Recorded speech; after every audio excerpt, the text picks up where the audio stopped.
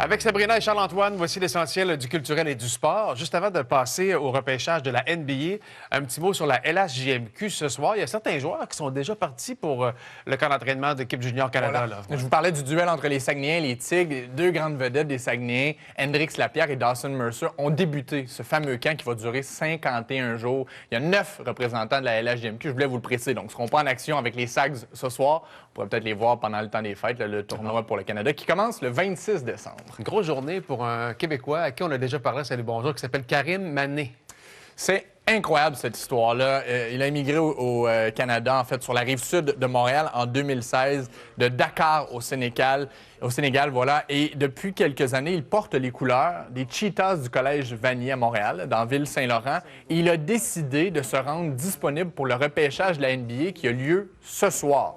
Il y a quelques Québécois dans la NBA, Lugansdor, Chris Boucher, mais les deux n'ont pas été repêchés. Donc, il pourrait doublement écrire l'histoire ce soir. Non seulement parce qu'en étant repêché, ce serait hallucinant, mais aussi parce que c'est la première fois qu'un joueur du cégep au Québec pourrait être directement repêché dans la NBA. Pensez-y. Sans passer par les collèges américains. Exactement. Il avait eu un paquet d'offres, 30 au total par les prestigieuses universités américaines. Il a dit non, moi, je veux continuer à Montréal et si je suis talentueux, on va me trouver de toute façon. Il y a 16 équipes de la NBA qui ont assisté à un des matchs des Cheetahs cette année pour vous dire.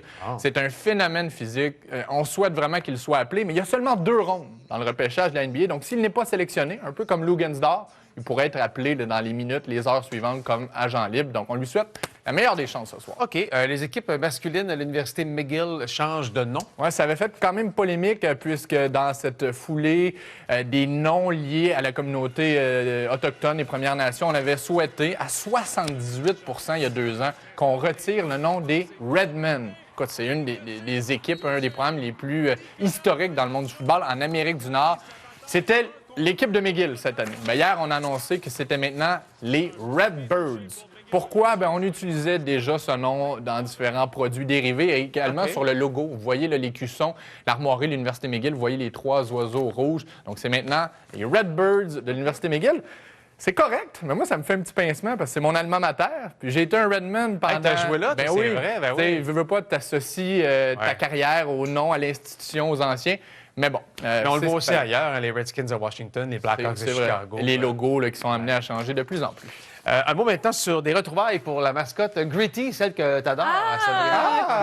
Pas malaisante du tout, hein? Elle fait peur. Ah oui, vraiment. Le cousin lointain de Youpi. Mais très, très lointain, Ouais, parce que Youpi, t'as le goût de le prendre dans tes bras, t'as le goût de passer un après-midi avec au parc aquatique, mais tu sais, lui... Gritty, il vient avec une odeur, on dirait. Ben, il vient avec beaucoup de mauvais souvenirs. Ben, il y a beaucoup trop de temps à perdre, hein? Puis clairement, on a assisté à ces retrouvailles, puisque hier, sur Twitter, Gritty a publié ceci. Vous allez voir là, dans quelques instants. Regardez.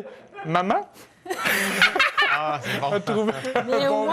vidéo. Ce fauteuil existe! Oui, et écoute, peut-être que c'est feu Maman Gritty.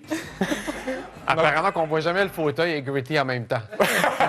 Ben, c'est fou qu'il arrondisse ses fins de mois. Fallait se réinventer en Ben pandémie, oui, hein? voilà. C'est ça. C'est le cas de le dire. C'est vraiment... Il s'est fait discret, en tout cas. On va parler de notre collègue ici, Michel Jean, qui a beaucoup de projets autres que ceux de journaliste. Et il a reçu un prix important, le prix littéraire France-Québec, pour son roman qui est paru l'an dernier, en 2019, son roman Coucoum. La Fédération France-Québec Francophonie remet le prix littéraire depuis 1998 pour souligner l'excellence du roman québécois. Son livre raconte la vie d'Almanda Siméon, une blanche qui épouse un Innu de Mashteuiache. Et c'est en fait l'histoire de son arrière-grand-mère. Son roman était en lice aux côtés de Sauvagine de Gabriel Filto-Chiba et Ta mort à moi de David Goudreau. Michel se voit remettre une bourse de 5 000 € et aura aussi droit à une tournée littéraire en France. Ouais, ben bravo, Michel. Vraiment un beau rayon. Félicitations, ouais. Oui.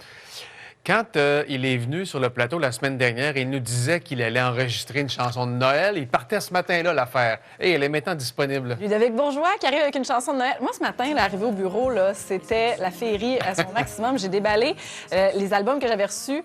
Il y avait un album de Noël de Chili Gonzalez, les chansons hivernales de Pierre Lapointe. Et là, j'ouvre mes courriels et vois la chanson et entends la chanson de Ludovic. Écoute, c'est Noël aujourd'hui. Elle s'intitule « Avec ceux que j'aime ».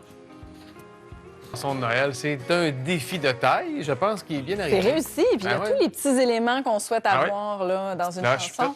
C'est accrocheur, c'est rassembleur. On a le goût de passer du temps avec les nôtres à 2 mètres de distance. Oui, on pourrait aller au centre-ville aussi parce que le Père Noël nous Oui. y invite. Bien, parce qu'effectivement, le 70e défilé, le traditionnel défilé, a dû être annulé cette année, mais le Père Noël invite quand même tous les enfants pour que la féerie soit au rendez-vous quand même cette année. Donc, du 21 novembre, ça commence samedi, jusqu'au 28 décembre. Il y a une foule d'activités qui sont prévues un peu partout au centre-ville. Dans le fond, vous avez qu'à vous procurer un passeport sur montrealcentreville.ca.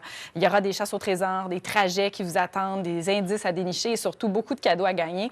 Bref, la féerie du temps des fêtes, elle se transforme, mais elle est toujours là. Et de ça, on passe maintenant au retour de Tom et Jerry. Après environ 164 courts-métrages d'animation, des séries télé à propos. Petit bonhomme qui se tape sa tête, là, c'est toujours drôle. Mais, puis je l'aime, la petite souris, mais j'aimerais donc bien ça que le chat gagne à un moment donné. Oui, c'est ça le fun. C'est pour ça lui. qui est déchirant dans toutes ces affaires de Bugs Bunny et compagnie, là. Une vidéo de 4 frères devient virale. Oui, et là, c'est pas 2 frères fois 2, là, c'est vraiment 4 frères d'Avignon qui ont repris le succès Jérusalem. Tu te rappelles, au début de la saison, où à la rentrée, on a dansé sur Jérusalem. Oui. Bien, eux, leur vidéo, elle est sortie il y a un peu moins d'un mois.